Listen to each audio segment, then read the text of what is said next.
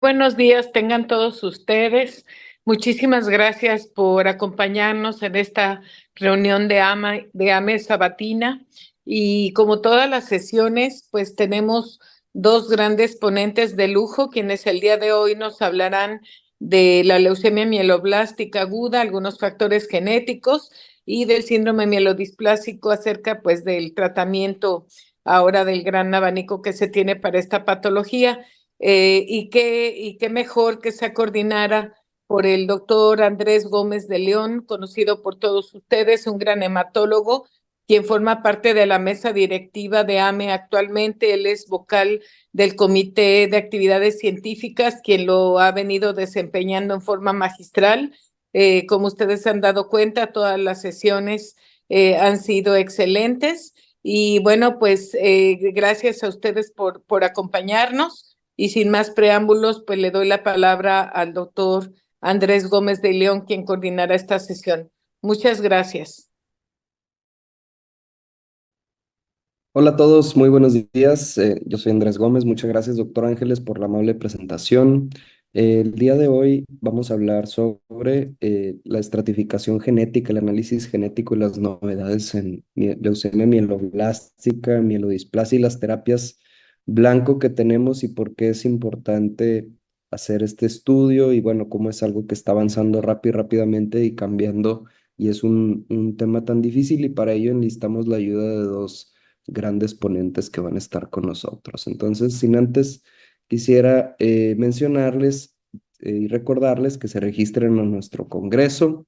Está ya lista la página de registro, ya falta poco para el evento, cada vez menos. Esperamos a que todos ustedes estén registrándose y apuntándose. Pronto también saldrán ya los resultados de los trabajos libres y los casos clínicos que se sometieron. Y bueno, pues los esperamos en la playa de Boca del Río en Veracruz. Y bueno, recordándoles nuestro esfuerzo de investigación, contestar esta encuesta de síndrome de desgaste, de distrés moral, que es algo, un fenómeno que estamos tratando de estudiar en los hematólogos mexicanos con el objetivo de diseñar estrategias prácticas para darle más importancia a esto y para tratar pues de diseñar estrategias para mitigarlo. Entonces les pedimos que contesten esta encuesta, que les toman 15 minutos de su tiempo y bueno, para más información nos pueden contactar con mucho gusto. Nuestras siguientes sesiones, la siguiente va a ser de residentes, de enfermedad de injerto contra hospedero, el 12 de septiembre, luego vamos a hablar de vacunación y de seguimiento a largo plazo, la vacunación en ambos pacientes adultos y pediátricos y el seguimiento del superviviente pediátrico con enfoque en el desarrollo. Y después vamos a hablar de LMC, tanto en adultos como en pacientes pediátricos. Todo esto en septiembre. Entonces, esta es nuestra próxima sesión. Tendremos una experta, una infectóloga, la doctora Sandra Rajme del Instituto Nacional de la Nutrición y la doctora Valentina Jiménez de Monterrey, quienes nos van a hablar de estos temas.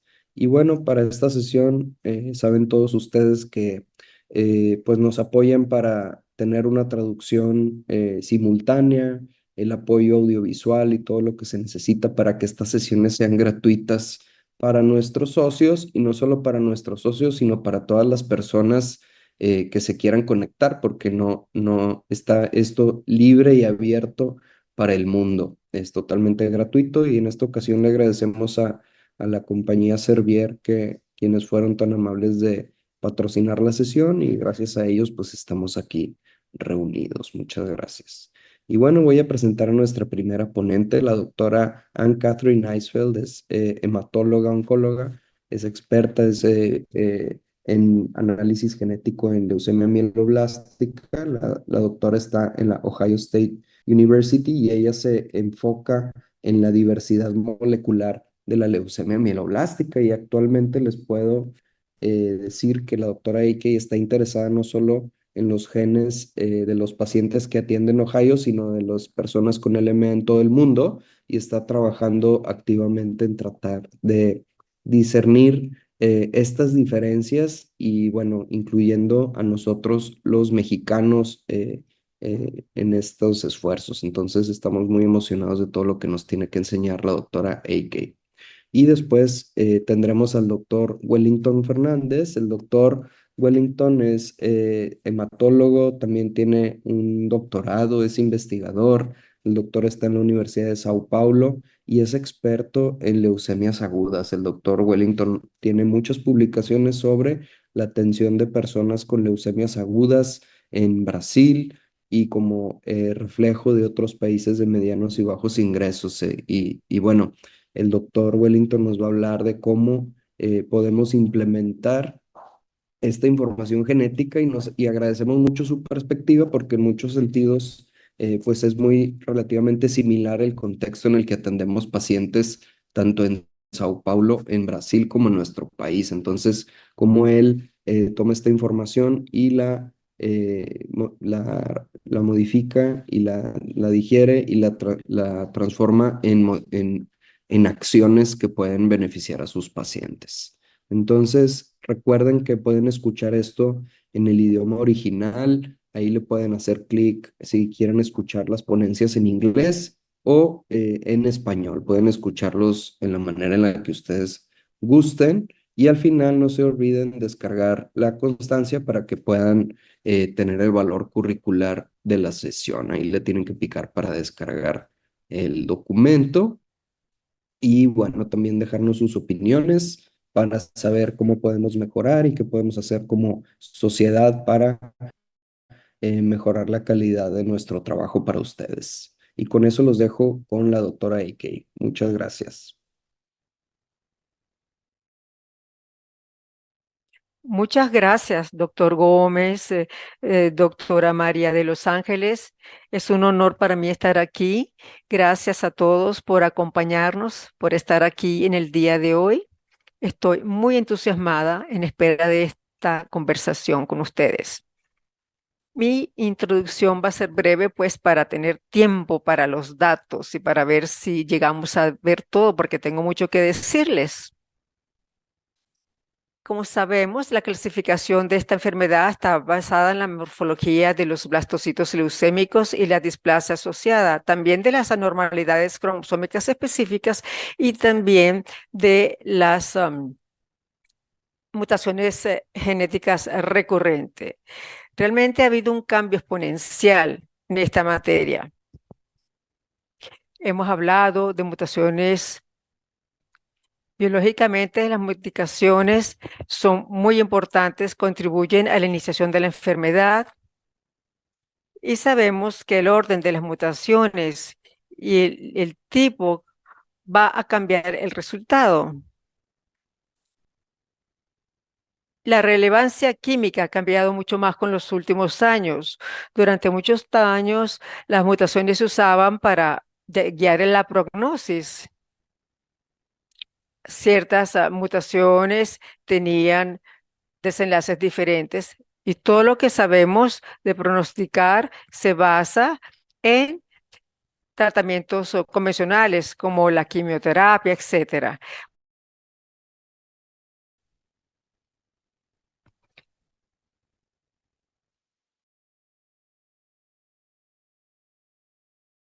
Ahora podemos utilizar mutaciones para guiar nuestros tratamientos.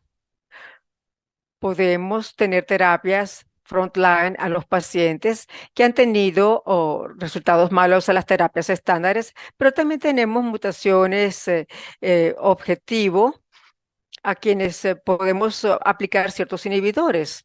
Son inhibidores dirigidos. Aquí tenemos el espectro de la enfermedad que ha cambiado mucho, ha cambiado nuestro conocimiento en los últimos años. Hemos cambiado la forma en que pensamos de nuestros pacientes cuando tienen un síndrome displásico o una leucemia mieloide. Pero también hemos cambiado la manera de pensar ante los casos de alto riesgo. Ahora hablamos de etapas precursoras o hablamos de también citopenias clonales de significación indeterminado. Y mencioné estos términos porque van a ser importantes durante la presentación. Las etapas clonales han sido bien definidas y hay diferencias, pero son las mutaciones que están recurriendo y que obedecen a nuestra clasificación de siempre. Esta es la clasificación de la OMS que fue revisada en el 2022. Acaba de salir el libro y pueden ver, no solamente tenemos las anormalidades recurrentes, pero también tenemos mutaciones genéticas recurrentes, como ven acá. Y luego también tenemos las maneras clásicas de definir todas estas instancias. Las mutaciones genéticas y las anormalidades genéticas también se han incorporado en la red de leucemias europea, que se actualizó en el 2022 también, esta guía. Aquí tenemos categorías favorables, intermedias, adversas, y esta clasificación es muy utilizada. Se está utilizando también en Estados Unidos. Si se define que el riesgo es favorable, quizás no va a calificar para un trasplante halogénico o para otro tipo de intervención alterna. Hay razones para esto porque si aplicamos lo mismo a muchos pacientes, y estos datos son de pacientes que fueron tratados en Estados Unidos,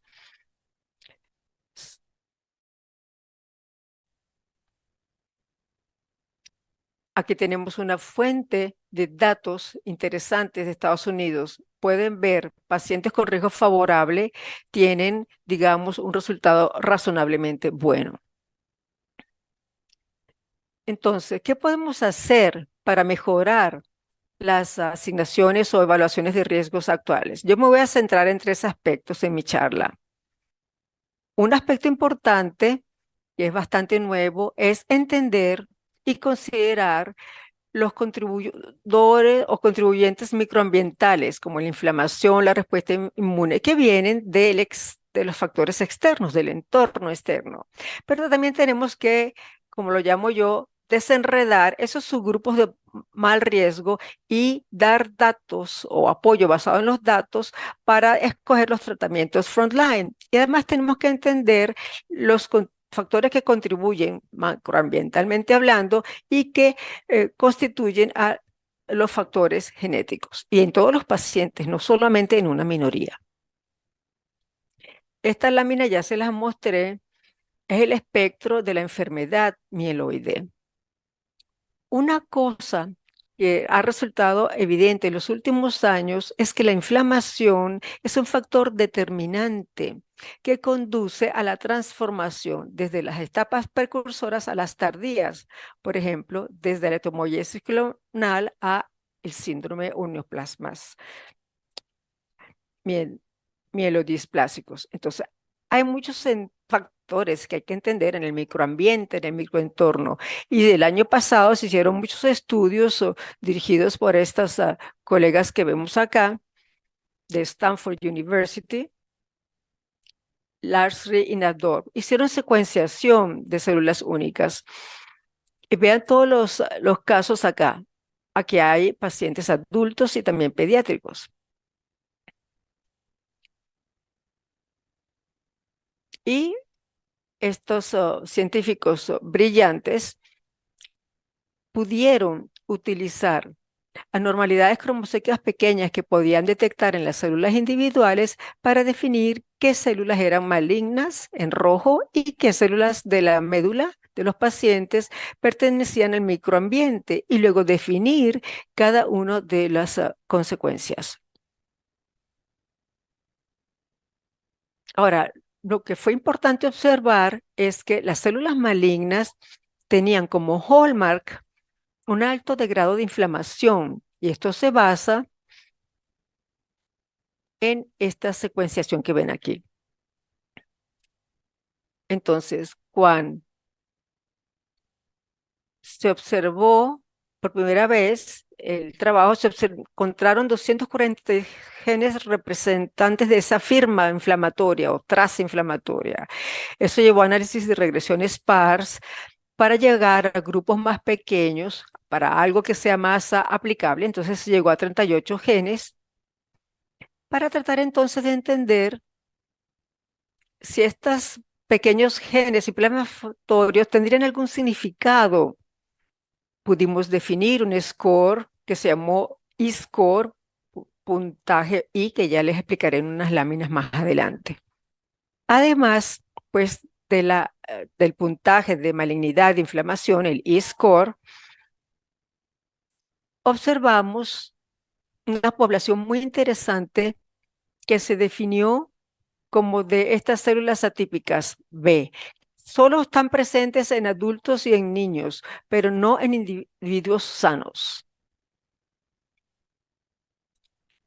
Y las células B, o sea, mientras más atípicas se tengan, mientras más células B atípicas se tengan en el microambiente, va a haber más inflamación y células malignas. Entonces parece que desempeñan un importante papel.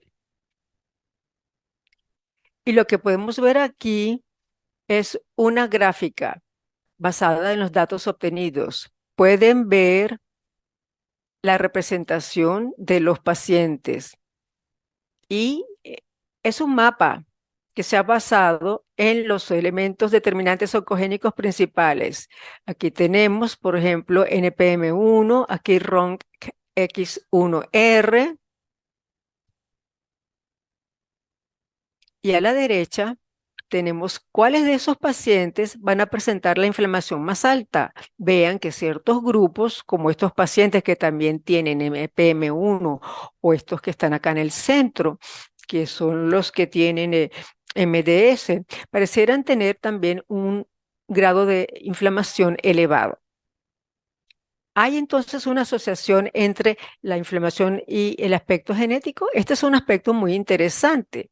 La inflamación varía dentro de las personas con riesgo genético. Quiere decir que podría haber, por ejemplo, pacientes con mutación PT3 con menos inflamación y viceversa, y viceversa.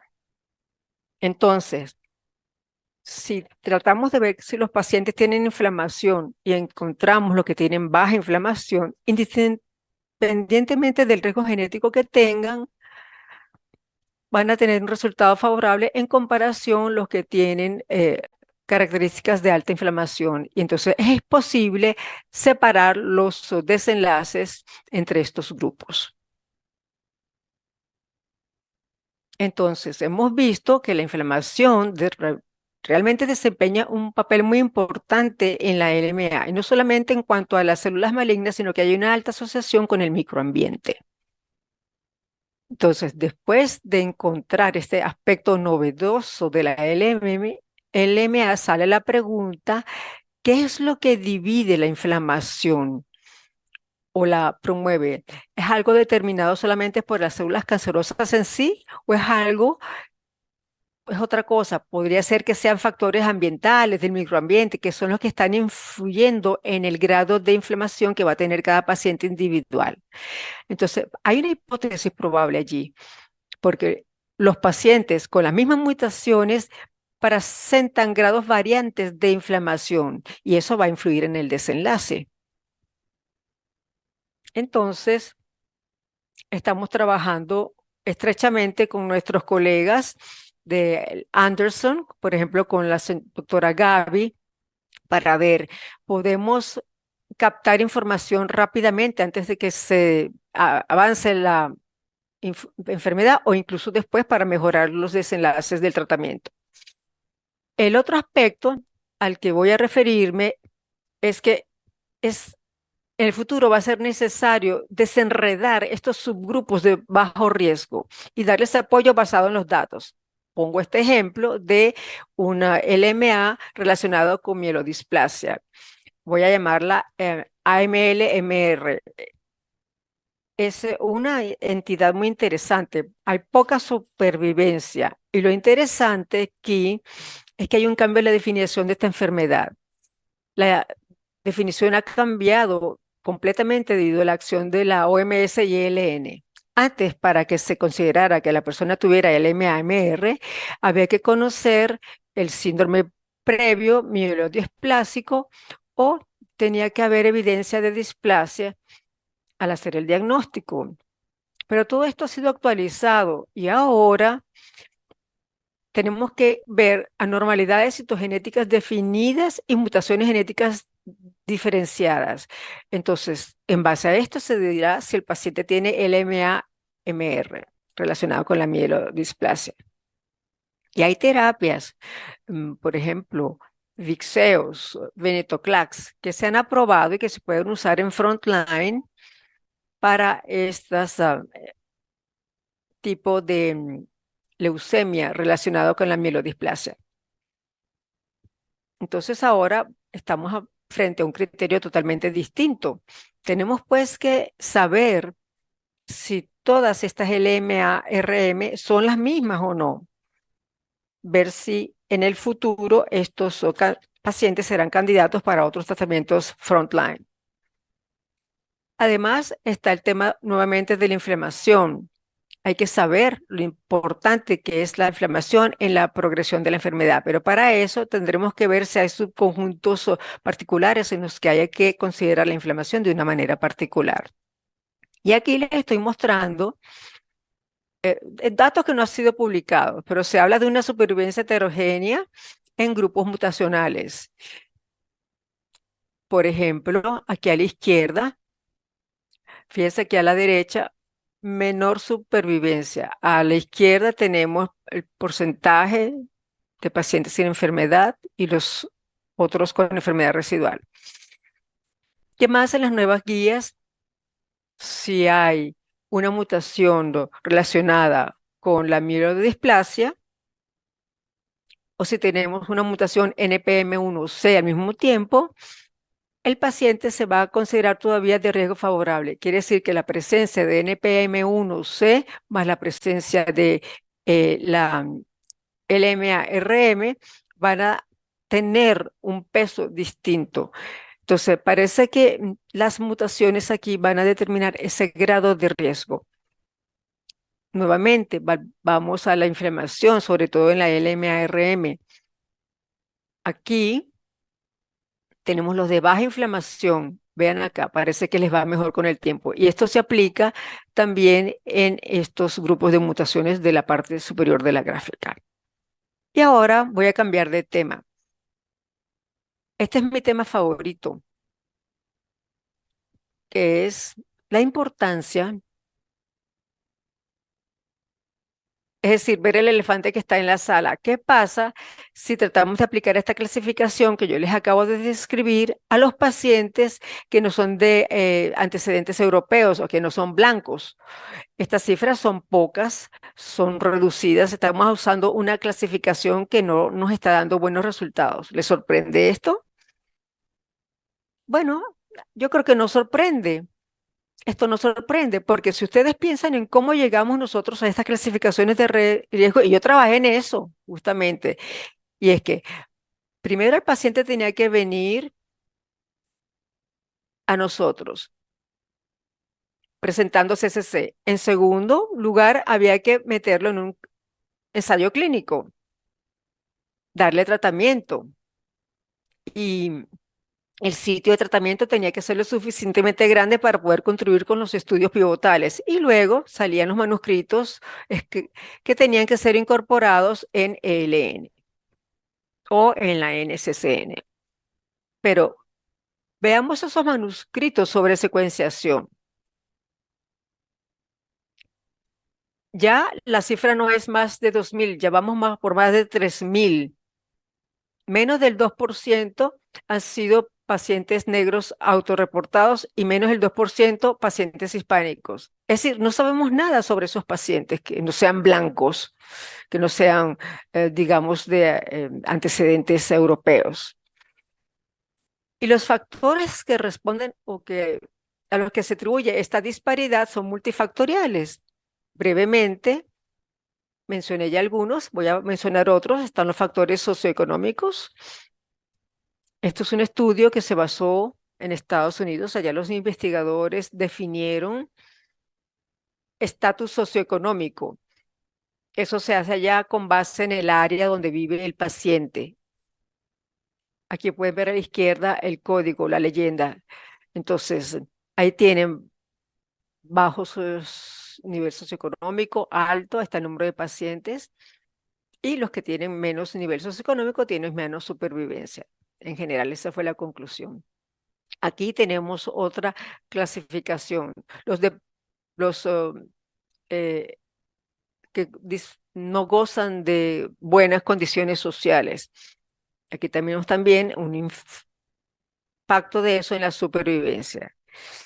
Bueno, y aquí están los otros factores que se suman a los socioeconómicos: acceso a centros de atención terciarios, participación en ensayos clínicos, participación en protocolos, etcétera. Pero aquí nos faltan ciertos aspectos que debe incorporarse a las próximas guías que salgan. Y aquí me faltó una parte: racismo estructural. Y ahora llego a la parte que más me interesa y que me trajo a esta área de trabajo: diferencias en las frecuencias de los cambios en los genes cancerosos. Ver si hay diferencias en el impacto de los genes en términos de biología y de prognosis. Esto fue un trabajo que hice con el Dr. Bhatnagar y colaboradores. Estudiamos la supervivencia de pacientes en Estados Unidos, pacientes blancos. Estos pacientes continúan aumentando en número y esto se aplica a pacientes jóvenes, menos de 30 años. Aquí hubo las tasas de remisión, miren, entre blancos y negros. Ahí pueden ver la cifra. La supervivencia es como una década más corta. Y aquí otras frecuencias, diferencias en las frecuencias de las características moleculares establecidas entre blancos y negros.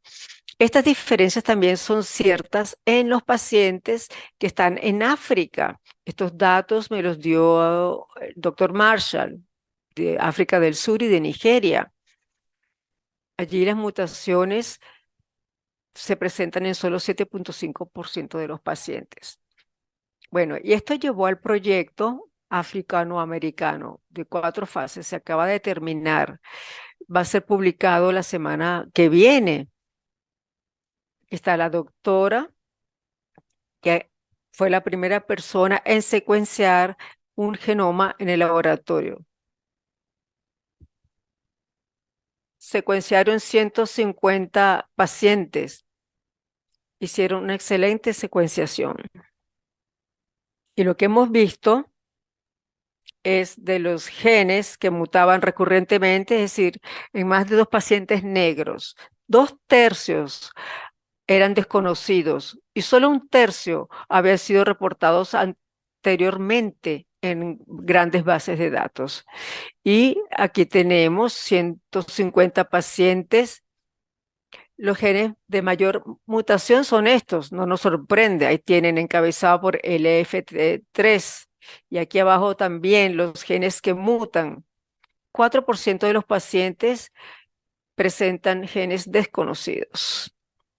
Además, hay un número relativamente grande de pacientes que tienen mutaciones genéticas individuales que no son recurrentes. Eso quiere decir o indica que hay una alta heterogeneidad y que no nos sorprende en los Estados Unidos y en los pacientes africanoamericanos.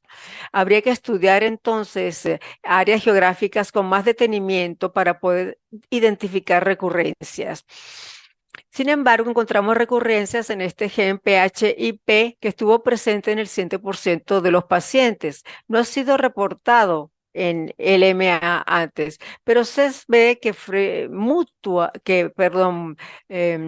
que muta frecuentemente, fue lo que quise decir. Bueno, estas mutaciones fueron validadas en Nigeria con nuestros colaboradores, que también encontraron un 100% de mutaciones, pero que no se veía en otros pacientes africanos. Otro factor importante fue el trabajo que hizo nuestro colega de Ámsterdam. Aquí está, los perfiles de expresión genética. Ya ustedes han visto este mapa donde están los pacientes clasificados de acuerdo a sus drivers moleculares. En negro están los pacientes africanos. Aquí hay un clúster en el centro que definimos como MDS, como LMA parecida a SMD. ¿Por qué? Porque cuando usamos datos de expresión de pacientes de SMD, encontramos similitudes. Mientras más rojo, más parecido es uno a tener SMD. Y entre los pacientes negros, ahí está la tendencia. Generalmente presentan LMA-RM. Y la displasia ocurre a edades muy jóvenes, la mielodisplasia. Véanlo aquí a la derecha. En cuanto a sexo, no hay diferencia. Ahora, lo más importante, el siguiente paso es ver si hay algún factor en los genes que estamos usando que tenga relevancia prognóstica para nuestros pacientes. Entonces empezamos con un análisis sin sesgo, con modelos multivariables, con muchos pacientes para ver qué mutaciones son las que importan. Pueden ver acá NPM1. Quizás es el más fuerte, el mejor pronosticador. Quiero que le presten atención aquí a la direccionalidad, porque el NPM1 es como el mejor pronosticador en cuanto a circunstancia adversa, puntos adversos. Y vean aquí abajo la diferencia en la población negra. Son a los que le va peor. Y aquí, en la línea punteada gris, los pacientes blancos de un número de 121. Y a la derecha, sobrevida, supervivencia global entre ambos grupos. Y esta curva es de la base de datos de Estados Unidos. Aquí tenemos la leyenda, rojo, blancos, en negro, la raza. Entonces pensamos que los pacientes que son africanoamericanos y que tienen ciertas mutaciones no deben ser considerados de riesgo favorable y tienen que recibir otros tratamientos. Y si lo vemos así, podríamos mejorar los desenlaces. ¿Cuál es la razón de esto? ¿Esto es algo de casualidad? No. Pensamos que esto es biología, porque los pacientes de antecedentes africanos descendientes, tienen otros perfiles diferentes. Aquí se ve una clasificación muy diferenciada. Y lo interesante es que los pacientes europeos que se han cruzado con africanos, esos comparten esa inferioridad. Y esta es secuenciación de solas células para entender NPM1 en pacientes negros y blancos. Y lo que podemos ver es que hay diferencias en las proporciones de los tipos celulares y especialmente también en la expresión de NPM1. Y hay tipos de células como las NPM2 que no comparten esa característica. Entonces, para concluir, esta LMA con mutación de NPM1 tiene un impacto de pronóstico que contrasta entre pacientes africanos comparados con los europeos descendientes. Y existen diferencias muy marcadas. Y esto me lleva a mi último aspecto. Como lo dijo el doctor Gómez, ya empezamos a colaborar para entender otras poblaciones de mutaciones y con pacientes de México y de Estados Unidos para poder hacer identificaciones. Como ustedes saben, la situación es mucho más compleja porque se trata de aspectos culturales y hay que entonces desenredar, desentrañar los experimentos endógenos y los exógenos.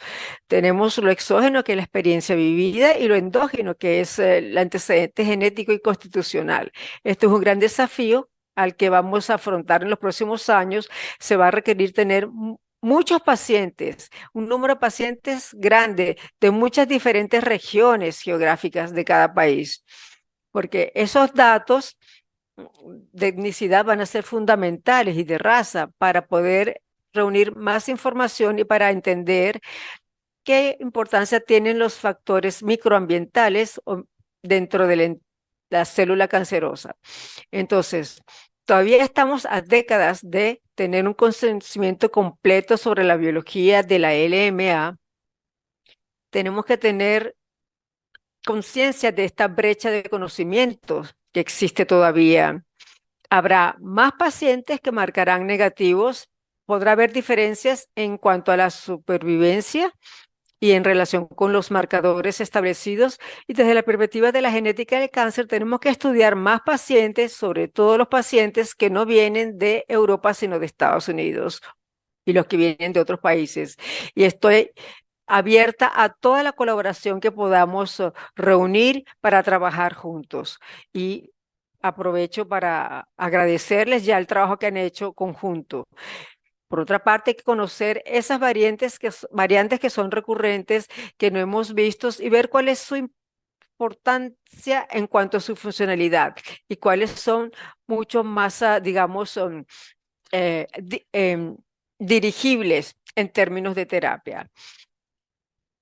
Creo que vamos a encontrar mucha información novedosa e interesante en nuestro trabajo futuro. Y aprovecho para agradecerles a todos los colaboradores, los que están en Europa, en Estados Unidos y a ustedes acá en México y a quienes nos están escuchando. Muchísimas gracias.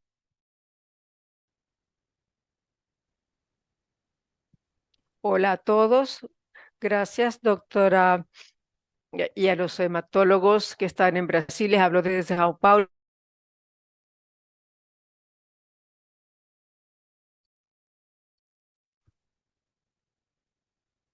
Gracias. Voy a hablar de la actualización que hay en terapia dirigida para LMA. Estos son mis conflictos de interés. Bueno, desde el 2017 hemos visto la emergencia de terapias novedosas que han sido aprobadas para LMA en los últimos 4 años. Tenemos los que ven aquí, Clasdegui, Gitertinib, han resurgido y surgido terapias para el escenario de tratamiento LMA a nivel mundial, en Norteamérica, y estamos en décadas de atraso con respecto a Europa y Estados Unidos. Pero este es el escenario actual. En los últimos 4 años hemos visto una aceleración en las terapias que se han aprobado para LMA.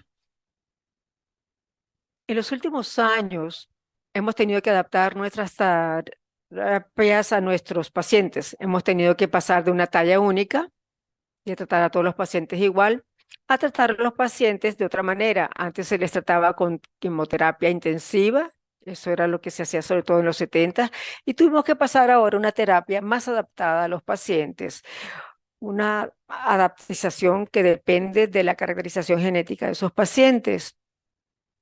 Y este es otro punto, otro desafío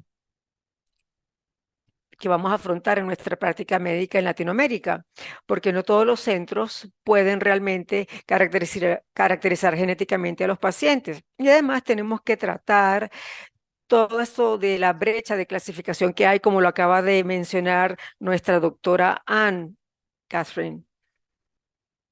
Entonces, las terapias que existen para el LM actualmente son más complejas. Hemos usado las de inducción, que pueden ser intensivas para pacientes jóvenes, y hemos también usado terapias menos intensivas para otros tipos de pacientes, seguidas de lo que llamamos consolidación. Y en la mayoría de los pacientes actualmente, incluso si estamos en la era de las terapias dirigidas,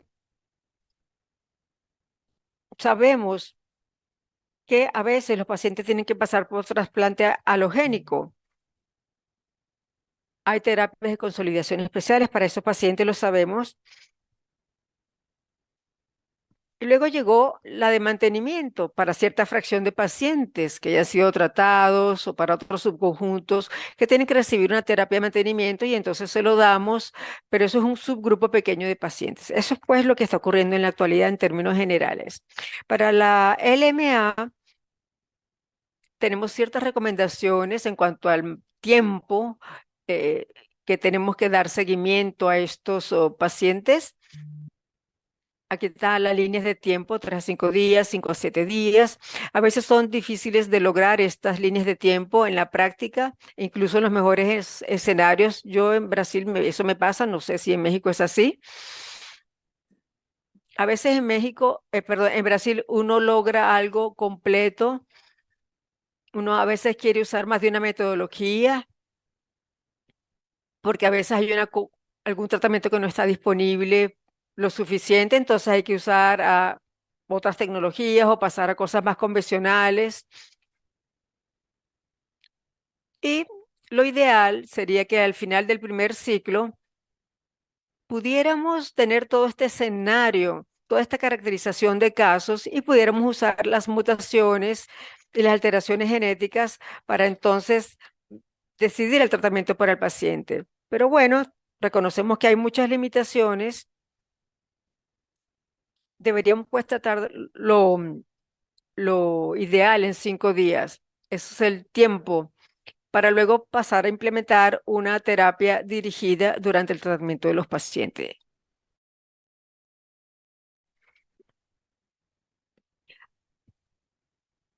Bueno, aquí tengo pacientes BAML, tienen estos dos subtipos, aquí están las translocaciones, son subconjuntos favorables y han sido favorables tradicionalmente. Tenemos 12 a 15% de adultos. Y aunque es un subconjunto favorable, hasta el 40% de los pacientes recae en la práctica, tiene recidivia. Deberían tratarse entonces intensamente cuando es posible a estos pacientes. Tenemos experiencia con quimo más intensas, basándonos en la experiencia americana, y se ha visto que ha podido mejorarse la supervivencia en estos pacientes. Y además también se han agregado que Tuzumab y ozogamicina. Entonces, como les dije, son subconjuntos que tienen estas mutaciones, la KIT, la FLT3, que son bastante frecuentes, representan el 30 al 40% de los pacientes, y las mutaciones KIT en exón 17, esa mutación requiere diferentes dosis de 8-16B, sobre todo está relacionada con alto riesgo de recaída o recidiva solamente en los subconjuntos X1 y X1-TES1. Esto es en comparación con la inversión 16. Eso es lo que en mi práctica he visto específicamente. Es decir, todos estos pacientes después de un tratamiento intensivo recaen. El gumtuzumab o sogamicin eh, fue aprobado por la FDA inicialmente para este tratamiento hace mucho tiempo para la LMA refractaria y recidivante. Se adhiere a la subsuperficie y entonces afecta la apoptosis. Y esta es una aprobación reciente después del ensayo alfa, que fue un estudio francés que incluyó pacientes entre una edad de 50 y 70 años, quise decir, fueron pacientes que estaban elegibles para quimioterapia intensiva. Se combinó la terapia y se hizo consolidación también. Se logró pues hacer combinación y consolidación para estos pacientes. Este estudio alfa luego pasó a Go versus control. Se vio ventaja para los pacientes en EFS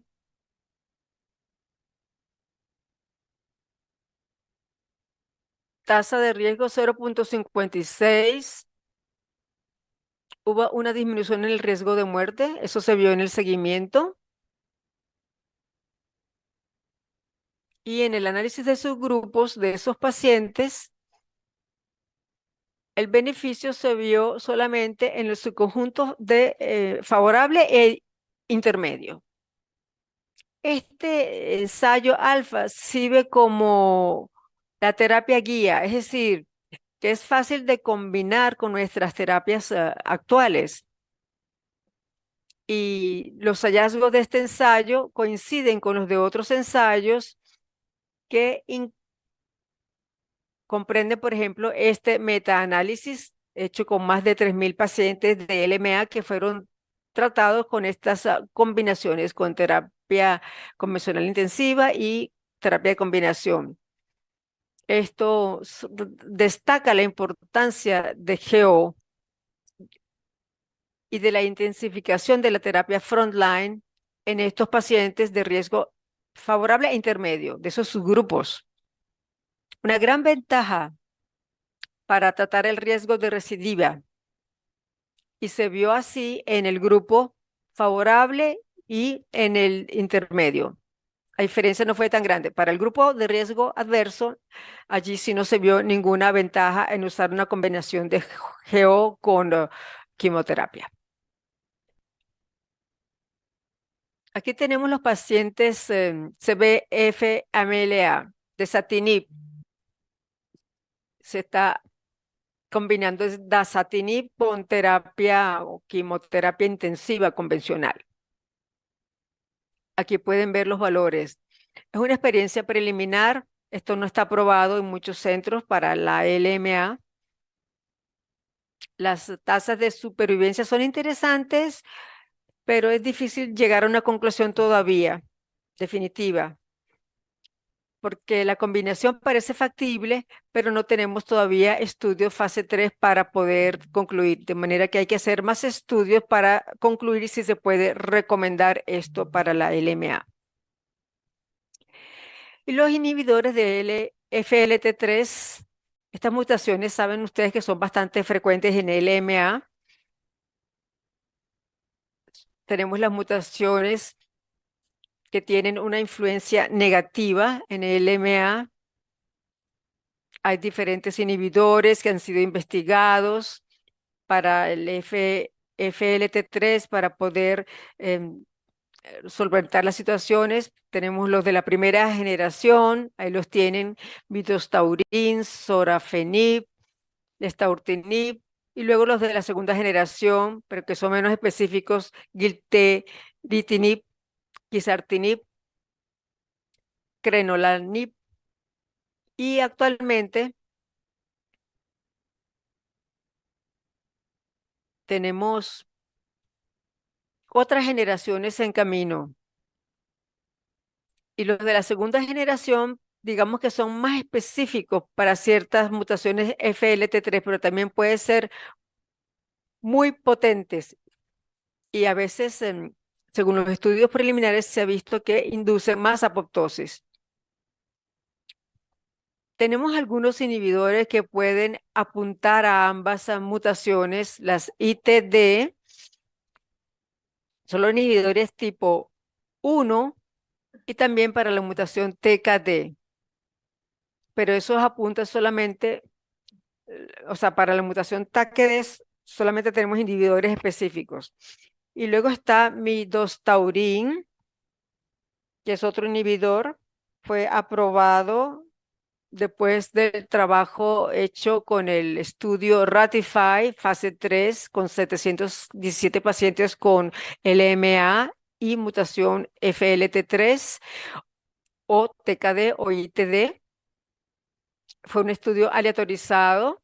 Los pacientes fueron tratados intensivamente con combinación de quimioterapia con midostaurin. Hubo un beneficio en la supervivencia global, hazard ratio 0,78. Los pacientes pasaron a remisión después del tratamiento frontline, después de recibir tratamiento de mantenimiento durante un año. Se vio una ventaja en todos los en todos los grupos de riesgo, quise decir. Este ensayo demostró que aunque la combinación con midostaurin en estos pacientes mejoró los resultados con el tiempo, todavía se necesita trasplante halogénico en estos pacientes y se ve si un beneficio halogénico en todos los brazos de tratamiento del estudio. Y todavía hay limitación en cuanto a ciertas mutaciones de alto riesgo, como la RUNX1, ASXL1. Hay que hacer más análisis. Todavía no se ha visto un beneficio en el sentido de que no haya que hacer trasplante halogénico.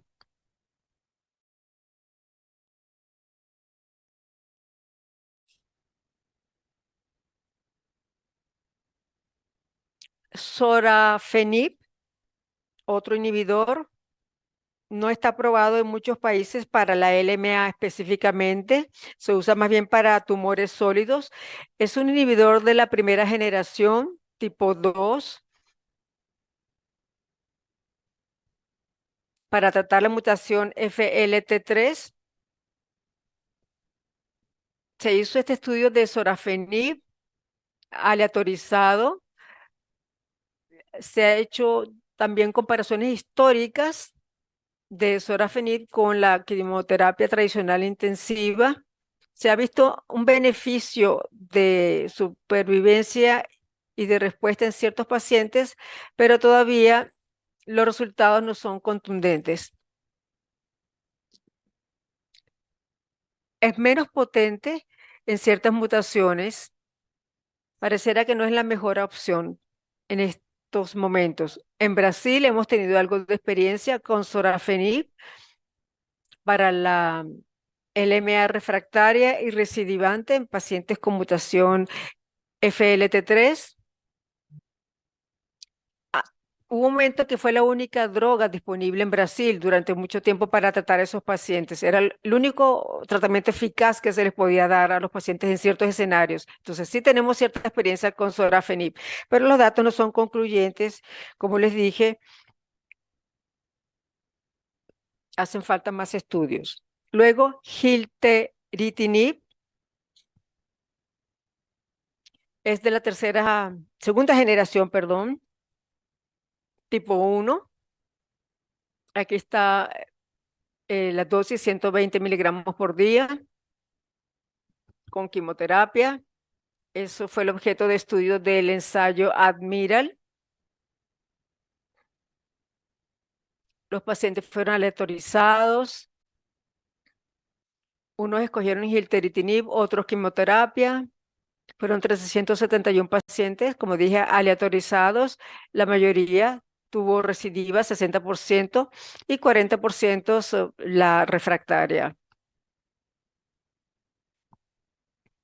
La tasa de respuesta completa aquí tienen 34 versus 15%, gilteritinib versus quimioterapia. Y la sobrevida 9.3, 5.6 entre los dos grupos, como lo ven a la derecha de la gráfica.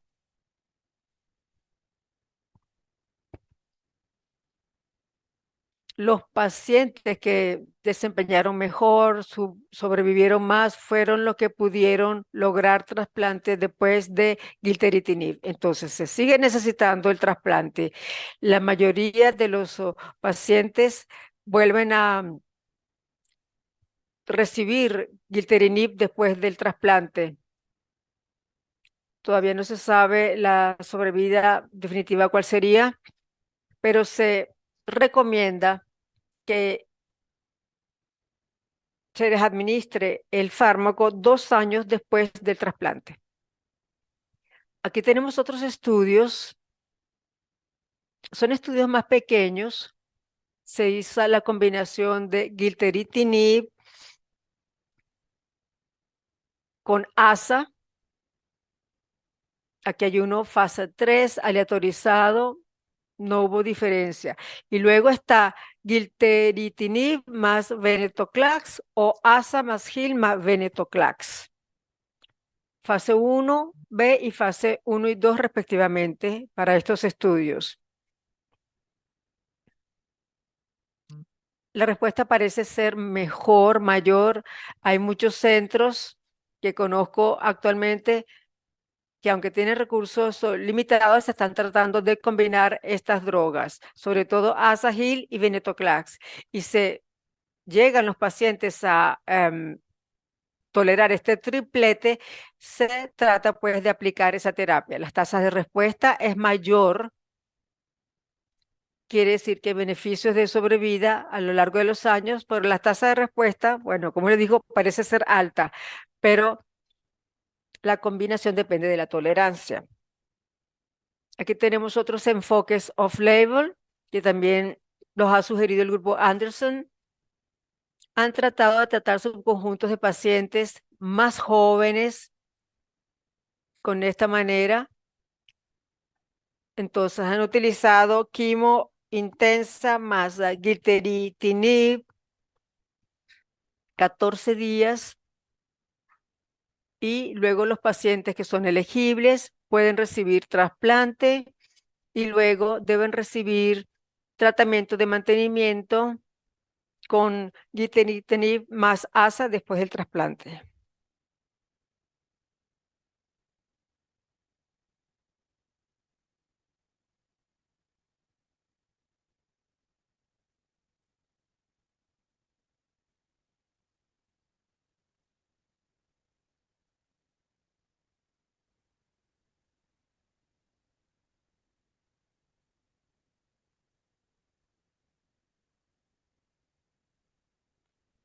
Que es otro inhibidor para combinaciones.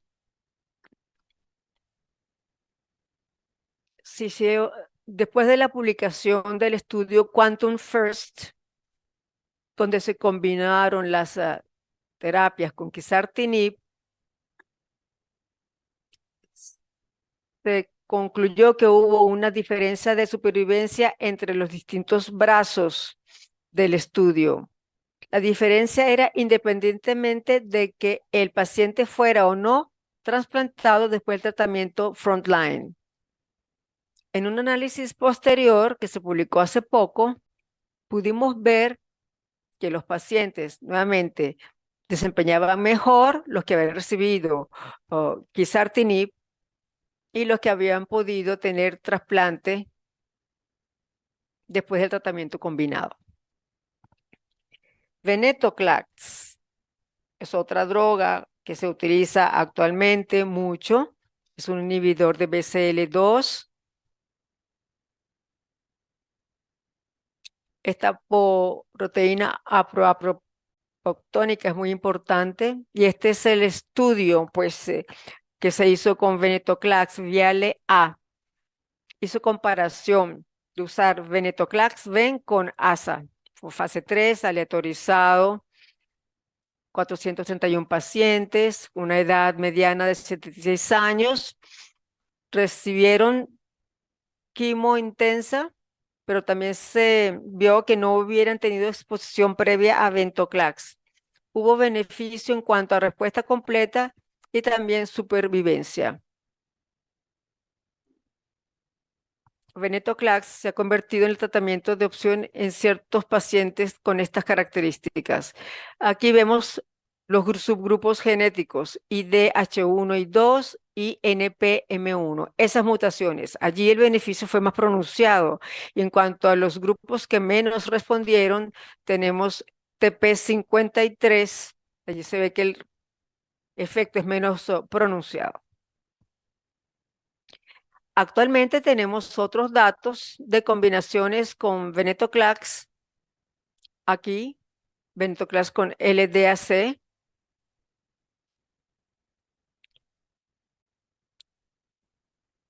Este sería el tratamiento de frontline.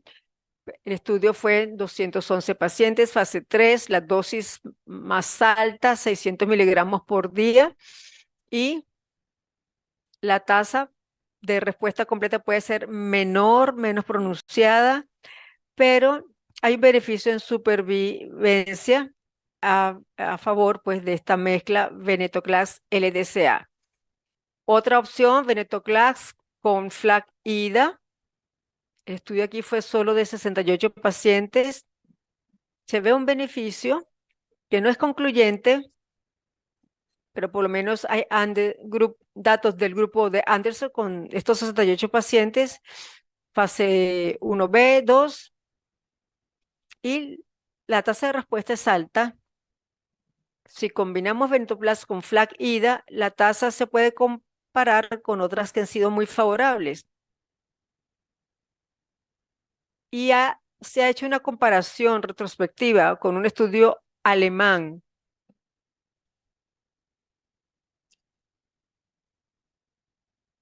Y la respuesta fue mayor, 78 versus 47%, similar con EFS y con OS.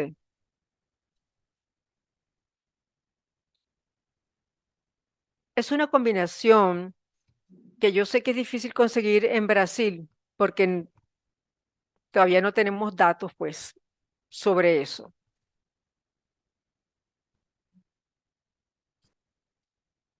Y ahora tenemos, bueno, la cetabina, que también ha sido con azacitidina, y la decitabina también ha sido combinada, pero nosotros no tenemos experiencia en eso ni podemos sacar conclusiones. A veces en Brasil es difícil obtener ciertas drogas como para la aplicación en hospitales públicos. En el escenario privado ya es otra cosa, y allí se ha visto algunos beneficios en favor de venetoclax. Mutaciones IDH en LMA. Aquí se trata de ivosidenib, aprobado en Estados Unidos para diagnóstico reciente de LMA. Esta droga es un inhibidor de IDH1. Se ha utilizado en combinación con azacitidina y se ha visto una diferencia en las tasas de respuesta y también en la supervivencia sin eventos. El síndrome de diferenciación sería 14%. Y aquí tenemos enacidenib para IDH2. Sigue siendo la primera opción para estos pacientes. Estas drogas no son comparables todavía, pero entre ivosidenib e enacidebib, la segunda parece ser más atractiva, porque la respuesta parece ser más pronunciada y parece que logra una supervivencia mayor a largo plazo.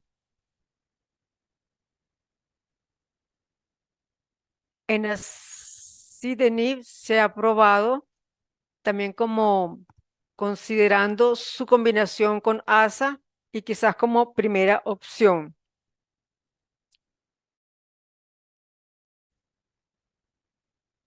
Y también se puede ver un beneficio en supervivencia para enacidenib con azacitidina, pero no sabemos cómo se va a desempeñar esta droga en combinación con el venetoclax. Bien, aquí tenemos los inhibidores. Menin es un cofactor oncogénito para KMT2A y NPM1 para ese tipo de leucemia. Hay varios inhibidores que parecen ser idóneos para dirigirlos a estas instancias. Aquí tenemos los primeros resultados de Augment 101, Revumenib, un inhibidor molécula pequeña oral. Se puede dar en ciclos de 28 días. Trataron 94 pacientes con LMA, edad promedio 37. En cuanto a seguridad, síndrome de diferenciación 27% y prolongación QTC 23%.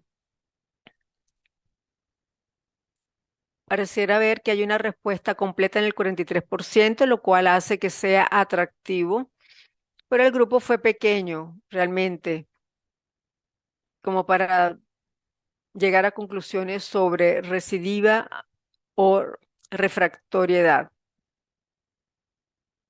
Pareciera ser una alternativa beneficiosa. Vamos a estar escuchando hablar más de esto en las próximas asambleas o conferencias, pero todavía no sabemos de muchas empresas que estén trabajando con esto para otros inhibidores. Entonces, algo de lo que escucharemos hablar más en los próximos años. Esta es mi última lámina. Este es de Brasil. Allá tenemos un escenario que es todo un reto realmente. Tenemos que afrontar la realidad. Tenemos pacientes que han sido tratados de manera convencional, unos en el sector privado, otros en el sector sanitario público. Las terapias dirigidas no se han incorporado totalmente todavía en el sector público. Se negaba su utilidad hace años, ya eso ha cambiado. Ahora se ve que hay un costo-efectividad de esas terapias, pero es difícil demostrarlo todavía, sobre todo en entornos de bajos recursos. Tenemos pues que seguir insistiendo en su idoneidad. Y yo sé que en el resto de Latinoamérica pues compartimos desafíos y retos como estos y tenemos que lidiar mucho para obtener las drogas que queremos para nuestros pacientes. Y como observaciones finales, quiero destacar que la evaluación genética completa para el diagnóstico de LMA y para determinar el grado de recidiva potencial es fundamental para mejorar las tasas de cura. La integración desde el comienzo de GO, midostaurin y venetoclax se justifica. Y en cuanto a FLT3.1 tenemos venetoclax, que son drogas valiosas para LMA, recidivante también. Y con esto termino agradeciéndoles su atención y quedo a sus órdenes para cualquier pregunta. Muchas gracias por esas impresionantes presentaciones. Estamos, bueno, pues con la mente todavía volando de todo lo que nos dijeron y bueno, empezando con la doctora AK, quisiera que nos diera su opinión sobre cómo cree que va a ser el futuro de la clasificación en LMA. Es decir, vamos a incluir con una toma de muestra sangre periférica, vamos a hacer todo lo que necesitamos sin tener que hacer médulas óseas y nos podremos olvidar de los cariotipos o cómo visualiza el futuro de del estudio de la LMA clínicamente.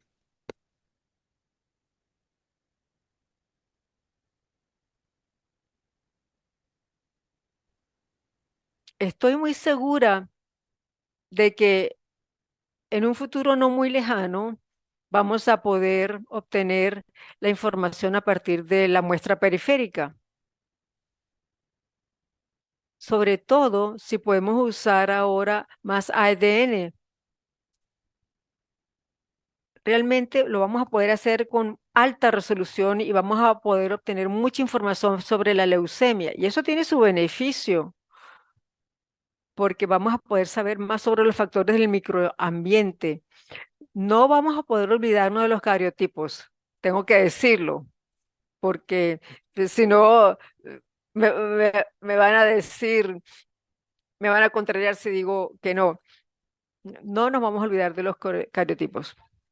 Debemos ir reconociendo otros factores novedosos que van a ser importantes, además de los genes y de las mutaciones, la epigenética. Es decir, va a haber más vías por las cuales explorar y no solamente la médula o la plasma, el plasma quise decir. Qué interesante, muchas gracias. Sí, me llamó mucho la atención lo que mencionó sobre la inflamación. En su opinión, ¿sería esto una causa de la leucemia, es decir, un comportamiento especial de una variante Doctor, perdón, se congeló por un segundo el audio. ¿Podría repetir la pregunta? Sí, repitiendo la pregunta, ¿usted cree que sería esto de la inflamación y del microambiente una causa o una, digamos, una covariable en donde está la leucemia existiendo o una consecuencia de un comportamiento distinto de la enfermedad? Y le pregunto porque está estudiado cómo, por ejemplo, el ambiente en el que uno se desenvuelve puede impactar en la inflamación. Es decir, por ejemplo, el nivel socioeconómico y todo esto en lo que, es decir, que la gente que tiene menor recursos o vive en un nivel socioeconómico inferior está más inflamado que la gente que son ricos o muy, digamos, afluentes como el doctor Wellington, por ejemplo.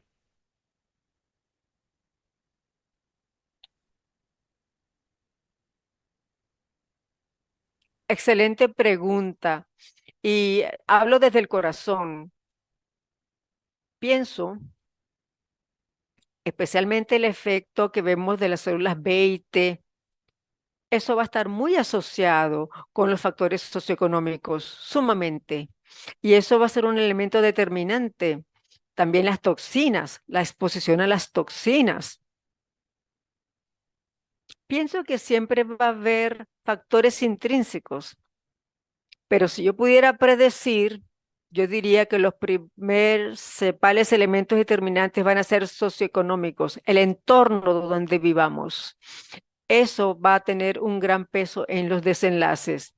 Esto es muy relevante, muy pertinente, porque como lo señalé, estos estudios sobre las hematopoyéticas hacen que se le ofrezcan a los pacientes ciertos agentes. Luego también están los antiinflamatorios, los inhibidores, los DTP53, etcétera, para detener la progresión.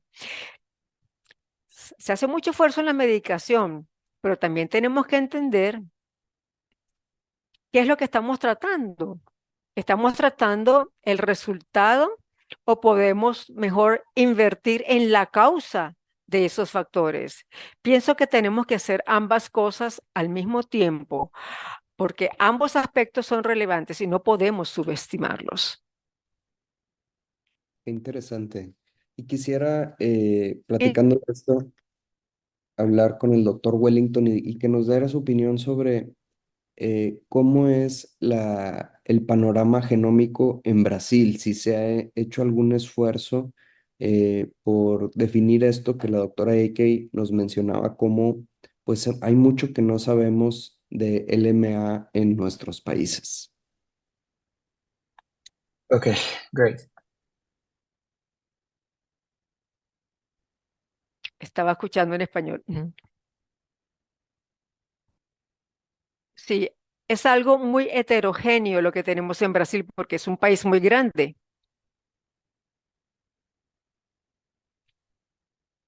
En mi universidad, en mi institución, hemos tenido durante un año y pico disponible esa posibilidad. Antes usábamos PCR, hacíamos mucho PCR.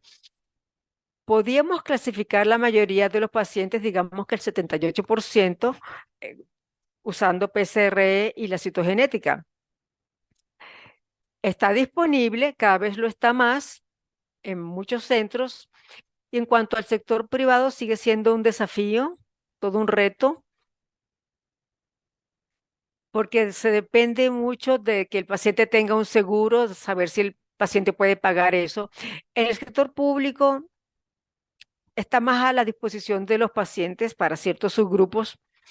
Y luego está el consorcio internacional dirigido por el por el profesor Higo, y para LMA, bueno, sí, se han tomado o se han llevado muestras a muchos centros, centros que están en Colombia, Perú, Argentina, no solo en Brasil,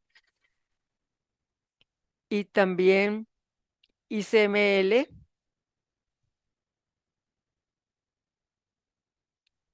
Nosotros pudimos participar en el protocolo en cuanto a las recomendaciones de tratamiento y hacíamos PCR, citogenética, como yo lo dije. Entonces, en el protocolo se trata a los pacientes usando ambos métodos, pero ahora estamos haciendo, sí, la secuenciación de la próxima generación de una manera más amplia. Lo aplicamos al banco de muestras para poder identificar nuestro escenario genético. Si rehacemos esos análisis, bueno, nos permiten estos análisis ver que nuestros hallazgos son similares a los norteamericanos, a los europeos, en cuanto a lo que es la clasificación general. Ahora, esto de los marcadores, de la inflamación, estos otros aspectos, yo no sé si van a ser diferentes, pero sí hemos visto clasificaciones comunes, digamos, no solamente entre pacientes masculinos, o sea, perdón, no solamente en casos de LMA, sino en otros se ve sí como una similitud, pues, en cuanto a los factores de los pacientes. 50% de nuestros pacientes así lo demuestra. Eso es lo que podría mencionarles. Eso es. Muchas gracias. Y hablando de las disparidades y los diferentes tipos de pacientes, nos hablabas cómo es tan heterogénea la LMA y en mi experiencia en México, por ejemplo, hemos comparado los desenlaces de los pacientes que llegan a trasplante tanto en la institución pública como en el privado y sus desenlaces son bastante similares. Pero cuando hablamos de toda la población de LMA al diagnóstico, las personas que se atienden en el servicio público de salud, inclusive por nuestro mismo equipo, tienen desenlaces mucho peores, muy, muy diferentes a lo que se ve en el privado.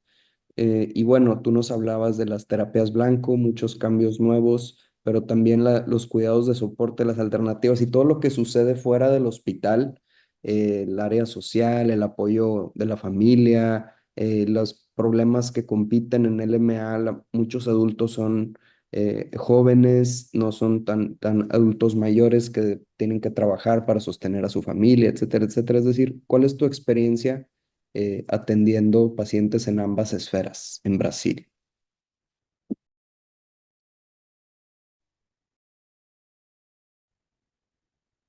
Sí,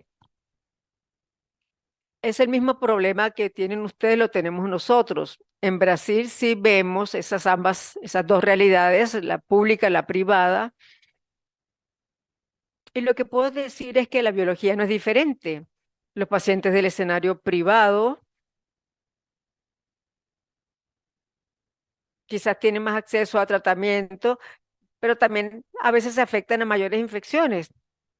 La mayoría de los hospitales públicos de Brasil tienen el tema de bacterias muy resistentes y luego estaba el problema de las infecciones por eh, hongos. Sí, eso influye mucho en la mortalidad, sobre todo entre los pacientes de alto riesgo. Sí, hay pacientes que se toman mucho tiempo, llegan a la remisión, se mantienen neutropénicos 2 meses porque tiene una infección, un hongo, algo micótico. Eso es muy frecuente aquí. Y sabemos que la biología de las infecciones micóticas es diferente en Latinoamérica, porque aquí somos un país distinto. Mm, Nuestros aspergillus, por ejemplo, son más resistentes. Somos un país tropical, entonces tenemos que usar otros agentes farmacológicos para tratar a esos pacientes. Yo no sé cómo es en México, pero acá eso es un problema. Hemos usado profilaxis para esos pacientes, en los de alto riesgo, les toma más tiempo recuperarse para llegar al trasplante. Hay una publicación que yo no sé si ustedes la han visto o si la conoces, Andrés, es una publicación donde se comparan nuestros desenlaces con otros de la Universidad de Oxford. Y se ha visto que a fin de cuentas la supervivencia pareciera ser similar, pero el hecho es que la enfermedad es difícil de tratar en ambos grupos de pacientes.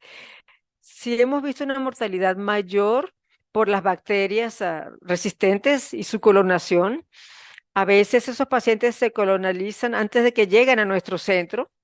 Y el otro factor ha sido el momento que transcurre hasta el trasplante.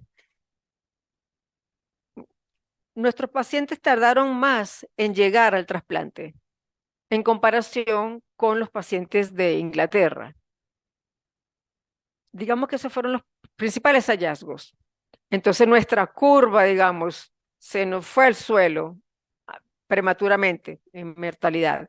Y luego están los pacientes de alto riesgo que fallecieron porque no pudieron esperar hasta llegar al trasplante. Ese es el principal problema que hemos tenido. Entonces, en mi opinión, en cuanto a tratamiento de LMA y en cuanto a la realidad pública en Latinoamérica, yo pienso que la estrategia debe ser aumentar la disponibilidad del trasplante. Eso es lo que vemos para LMA.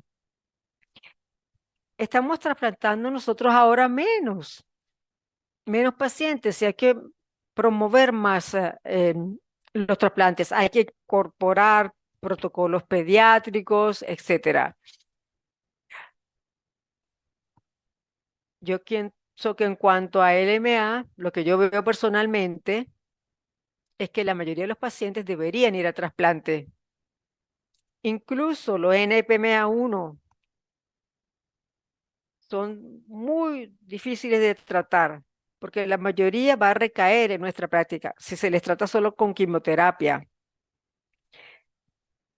Tenemos que trasplantar a todos los pacientes que no hayan alcanzado a 0.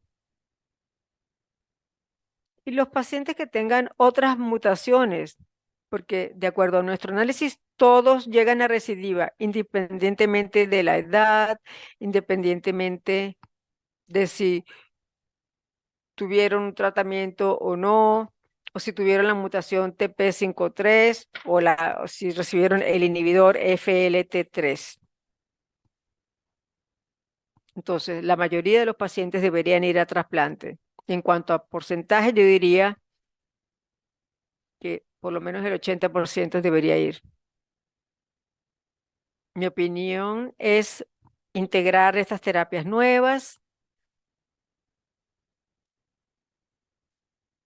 y aunque se integren, yo pienso que eso no excluye el trasplante. No excluyen que se haga trasplante. Y repito, la mayoría de los pacientes debería someterse a trasplante y quisiera escuchar también la opinión de ustedes.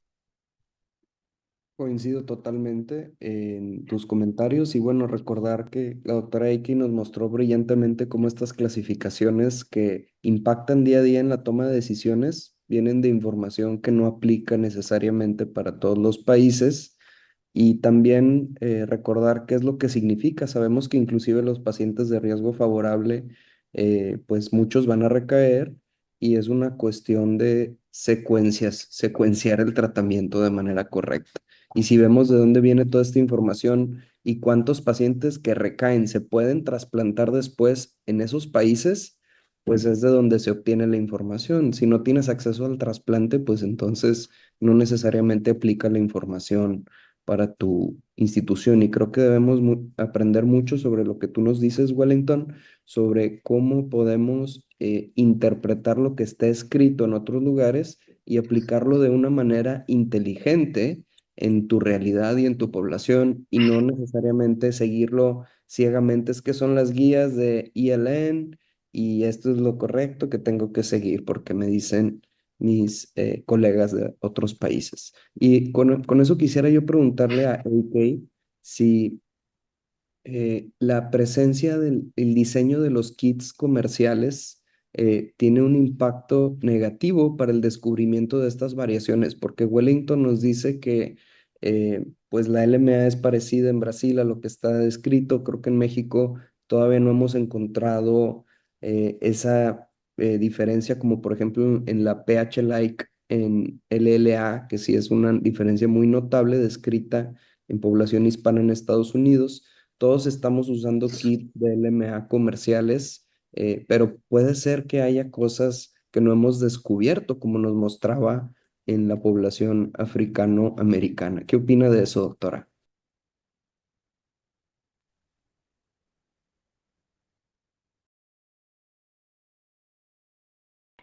Muy claro la pregunta. Creo que hay grandes limitaciones al usar esos kits comerciales porque son muy restringidos. El problema es convencer a las compañías de que incluyan otros genes adicionales. Eso requiere mucho esfuerzo. Entonces, mi esperanza es que las compañías usen las cosas que hemos visto en nuestros estudios, enfoques basados en la secuenciación. Eso es lo que hay que usar, como tú lo acabas de señalar. Y esto nos va, por ahora esto nos da una guía para los pacientes, porque todavía no sabemos todo, pero esta secuenciación nos va a ayudar a combinar todos los datos. No vamos a necesitar cientos, sino miles, 2.000, 3.000 pacientes. Y luego hacer un estudio y una nueva clasificación. Yo pienso que eso es lo que hay que hacer, porque puede haber dos vías. A lo mejor uno necesita primero la estratificación de cada país o si tenemos todos los pacientes y los combinamos, a lo mejor ahí sí se equilibra todo y llegamos a una clasificación combinada. Es bien interesante. La semana pasada salió un borrador de un estudio de Santurce. Hicieron secuenciación de pacientes LMA de origen heterogéneo. Combinaron todos los pacientes para tratar de llegar a una nueva estratificación. Y las diferencias que han encontrado son evidentes. El cohorte es relativamente pequeño, pero yo pienso que en el futuro, juntos, en 5 años, podremos redefinir la clasificación. Y yo creo que esa va a ser la única respuesta. Los kits comerciales van a tener limitaciones muy significativas, como ya las tienen. Muchas gracias por el comentario. Y bueno, para los que no Thank you for your comment.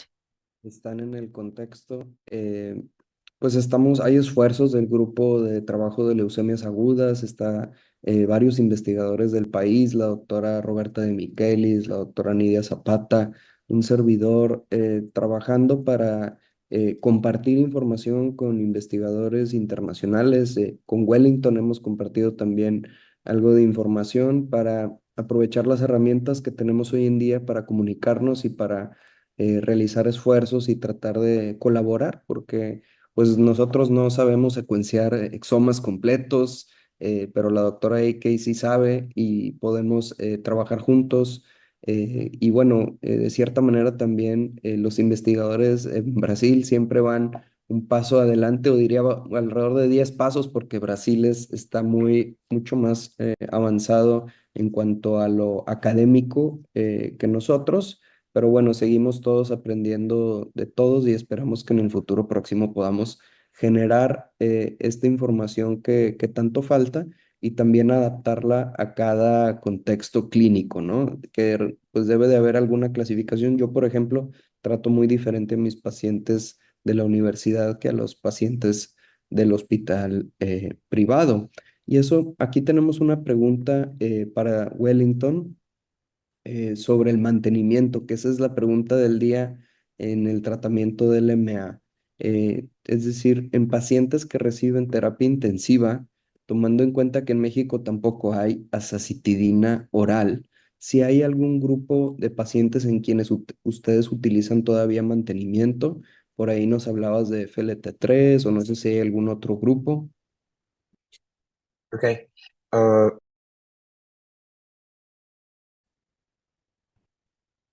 Sí, para los pacientes con mutación TP, la T3, tienen que mantenerse en mantenimiento con el inhibidor. Sí, quizás el inhibidor que se ha utilizado desde Frontline, pero puede ser otro. También podría ser Gilteritinib, y para los que han tenido recidivia o la refractaria. Hay uno que solamente se ha probado para 1 año después de trasplante, creo que es el midostaurin, se usa por 12 ciclos solamente. Para los trasplantados, la mayoría no cae en recidivia después de la suspensión de la droga. En cuanto a los refractarios que recaen, es difícil sí discontinuar el tratamiento, la droga, porque vemos que la mayoría, si se les descontinúa, recaen después de cierto periodo de tiempo, sobre todo en los pacientes de alto riesgo. Sí, hay que trabajar los pacientes mutados, que son muy heterogénicos, muy particularmente, porque uno a veces no sabe cuál va a entrar en recidiva. En cuanto a los pacientes con tratamiento intensivo, no tenemos aprobación para usar venetoclax en esos pacientes como mantenimiento, no. Entonces no lo usamos. Para los que han sido tratados intensamente, repito. Y para los frontline, los pacientes frontline con mutación NPM1, idealmente deberíamos tratar esos pacientes, esas mutaciones con RCTPR, que es un método no costoso, es un método cuantitativo y ha sido muy confiable. Se puede hacer seguimiento y en mi opinión es una herramienta poderosa para hacerle seguimiento a esos pacientes. Hemos hecho seguimiento, célula periférica con el tiempo y esos pacientes que llegan a presentar cierta recidiva a los NPM1, tratamos de tratarlos preventivamente, es decir, no esperamos a que recaigan. Ese es el enfoque ideal en mi opinión. Y el trasplante, repito, desempeña un papel importante en esos pacientes si presentan una recidiva durante el seguimiento. Muchas gracias, totalmente de acuerdo. Y hablando un poco de este concepto de enfermedad residual medible, eh, la doctora Eike, no sé si tenga algún comentario sobre si no sabemos mucho del diagnóstico, qué tanto sabemos de las médulas después del seguimiento. Okay, I think Dr. Pienso que la Dr. doctora Ana want Ana to state quería anything. agregar algo a lo que yo dije. Nosotros no sabemos mucho de la médula después de ese seguimiento. En los pacientes africanos, incluso a los que han tenido mutaciones NPM1, hemos hecho seguimiento de recidiva. Y hay 3 puntos importantes. Uno, en muchos de esos no pudimos descubrir la mutación NPM1, sino otras mutaciones. Había recidiva, pero quizás era por otra causa. No era recidiva por NPM1. Pensábamos que eran ya negativos. Número 2, basados en estudios preliminares, pienso que también puede haber una diferencia en cuanto a la hematopoiesis clonal, que no se considera un factor de riesgo, pero, y vuelvo a la inflamación, de acuerdo a las circunstancias, en los afrodescendientes, el 80% tenía hematopoiesis clonal y relapsaron.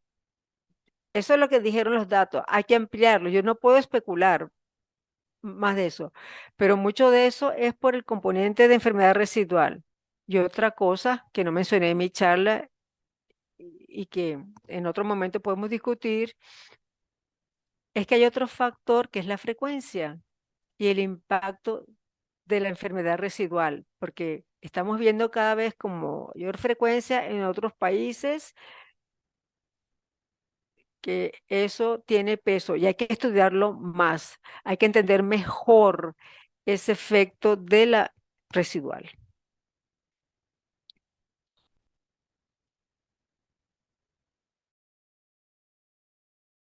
Andrés, estabas haciendo un comentario sobre la evaluación de la mutación NPM1. ¿Fue eso lo que preguntaste?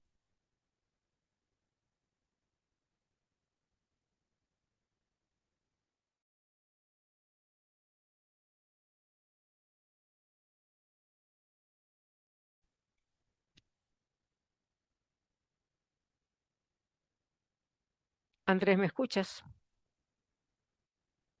¿Puedes repetir tu pregunta? ¿Era Oh, sobre MRD?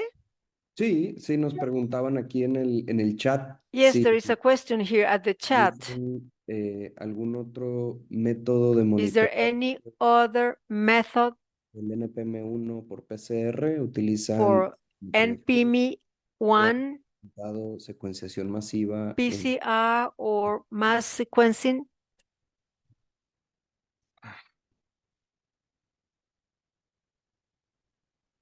Si entendí correctamente, RPCR es el método más común.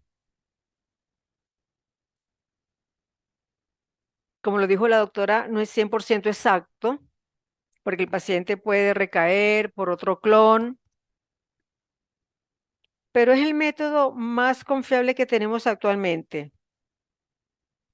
Es más exacto que la citometría de flujo, por ejemplo, porque la citometría es muy problemática. Entonces, mm, los positivos no son difíciles de detectar, pero los negativos son otra cosa. Cuando hay un negativo, 30-40%, dicen, eso realmente no es negativo. Entonces la citometría es un método que no sería muy exacto. Además, a veces difiere el trasplante. RT-PCR es el método estándar para NPM1. También se usa para otros estudios de ADN, para otros inversiones. También podemos rastrear la difusión en la sangre periférica después de un tratamiento. También para leucemia severa. A veces hay pacientes más fiables, se pueden tratar con quimo, pero muchos recaen. Entonces, como lo dijo el doctor, si hay enfermedad residual, pasan a constituir todo un desafío.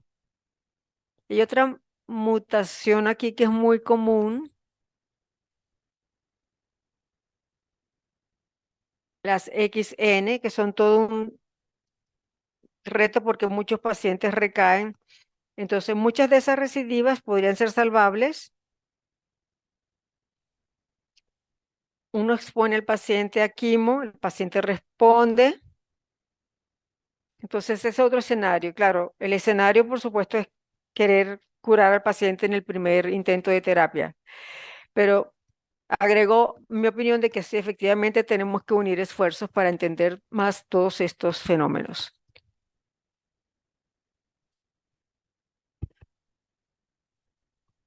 Perfecto, pues muchas gracias por tus comentarios y bueno, creo que ya es suficiente, ya los voy a dejar en paz, que sigan adelante con su sábado, que disfruten su fin de semana y no sin antes darles las gracias a ambos. Creo que ha sido una plática que ha generado mucha controversia, muy interesante. A todos nos pusieron a pensar y bueno, hay mucho en lo que tenemos que seguir trabajando en esta enfermedad y bueno, trabajando juntos mucho mejor. Y bueno, quiero darle las gracias a los 364 asistentes de 15 países que estuvieron escuchando esta sesión y bueno, pues estaremos aquí viéndonos a la próxima. Muchas gracias, doctora Eike, muchas gracias, Wellington, y bueno, estaremos aquí pronto nuevamente. Pues muy buenas tardes. Solo tengo dos comentarios.